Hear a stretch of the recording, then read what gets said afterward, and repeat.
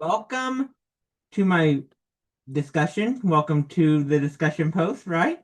So, part one is creating a Zoom video, which I'm doing now. The video was interesting. I liked how he took Twitter, something like a tweet, right? Tweeting a historical event was awesome. I plan on doing this from the same thing, so I agree with that. A good way to teach history is teaching it through like Twitter, because Twitters are short or tweets are short and it's awesome to see that you can actually tweet and then they viewed it through the lens of him. Because I don't really disagree. It wasn't a memorable video, but what I really took from it is that he tweeted about an event and he called it the Great Smog because in some countries the smog is so thick and it basically hurts everybody. I mean, in America, we have the wildfires in Canada that just come down. But this is like way worse than that. It's bad for anyone with asthma or any kind of condition that doesn't allow that they already are at risk if they go outside. So that's bad. It's bad that they have to live through this. And that's why he tweeted to raise awareness. And once his tweets went viral, environmentalists came and be like, we need to listen to this guy. We need to fix this great smog that's happening in countries like China and Japan that have all this air pollution because it's not good. It's not good that they have to deal with this. So that's why environmentalists and healthcare experts are like, we need to do something about this. And through his tweets, he informed people that would have never happened in a history class because tweets are there, right? And tweets are amazing because they give a lot of information in just so many characters. I know Twitter has a new name now, but it will always be known as Twitter to me. But that's not the point of the video. The point of this video is that he used tweets. I don't really disagree with anything in the video because I do believe that you can. But yeah, I just learned that tweets can be used to teach historical events. I have a book called The History of the World According to Twitter or Facebook, but it's kind of the same concept, right? That short little videos or short little posts that share a lot of information. And that's basically what it is. And that's going to help me in the future classroom. I might have students write a tweet about what they learned, right? Make sure that you keep it, excuse me, under 3 sentences, right? And through this, you can learn this information. So part two was to look at this book.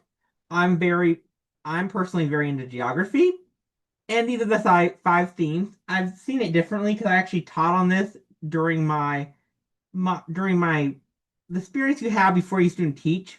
I actually did a whole lesson over the five themes of geography. This is a little bit differently, but it's pretty much the same thing. And this is what I thought was interesting.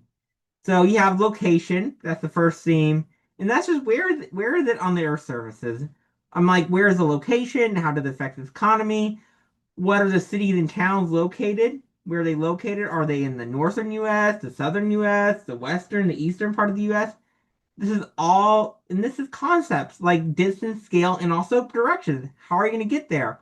The second theme is place, which is the physical, human, and observed characteristics that distinguish one place from another, like what are the landforms, what is the population density, the ethnic makeup, where are the residential areas, where are the commercial areas.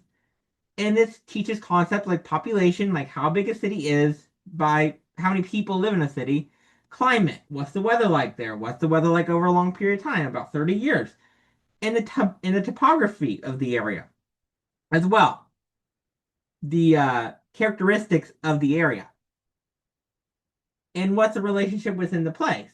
Like, how are people using the resources that they've been given? How are there any advantages of irrigation? What are the disadvantages of irrigation? Like, you can't really farm in desert areas because it's very deserty. It's not like the fertile land we have here in Missouri, Kansas, Nebraska, Iowa, mainly Missouri, but all of that area, right? And what is happening in the forested area? Are they taking care of the environment? What's the ecology like? How is the environment changing by taking down the forested area? Or is there a forest? Is it protected by the National Park Service? I hope it is protected, right? So people can enjoy the natural resources there, right? And movement. This is the movement of people, ideas, and materials. Why do people immigrate from Ireland and other parts of the world? Why do they go move around? And what transportation systems are they using? Planes, which you probably have to. They could use a boat too, but planes will be a lot more. Planes make things a lot quicker. And finally, five is regions, and this is a way. And this is what I think is the most important. All of five of these are important. So this is what I chose because geography is just very interesting. I love geography, and it's just amazing. The Middle East. What is the Middle East? Well, the Middle East is like where Israel is, and like Pakistan. It's like that area of the world, right? And the Corn Belt. That's here. We are in the Corn Belt. People say Nebraska is like the Corn Belt, but I believe that the Corn Belt is Missouri, Iowa, and Nebraska.